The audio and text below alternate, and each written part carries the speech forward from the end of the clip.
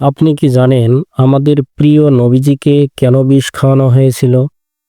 না জানলে আসুন জেনে নিই।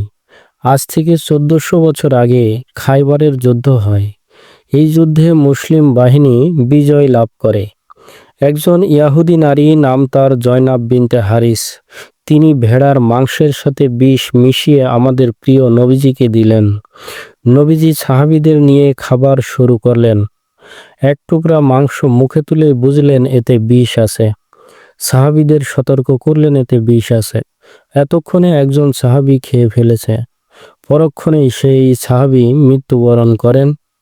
মহান রব্বুল আলামিন আমাদের প্রিয় নবীজিকে হেফাজত করলেন। বিষ নবীজির শরীরে তাৎক্ষণিক কাজ করল না, কিন্তু বিষের প্রভাব শরীরে রয়ে গেল। প্রিয় নবীজি শাহাদত বরণের সময় বললেন, আমি এখনো খাইবারের সেই বিষের যন্ত্রণা অনুভব করছি। এত যন্ত্রণা দেওয়ার পরেও প্রিয় নবীজি তাকে ক্ষমা করে দিয়েছিলেন। এক বর্ণনায় এসেছে, খাইবারের যুদ্ধে স্বজন হারানো প্রতিশোধ নিতেই তিনি এ বিষ খাওয়িয়েছেন। অপর এক বর্ণনায় এসেছে, নবীজিকে পরীক্ষা করার জন্য তিনি এ বিষ খাওয়িয়েছিলেন। আল্লাহ তার প্রিয় বান্দাকে রক্ষা করেন।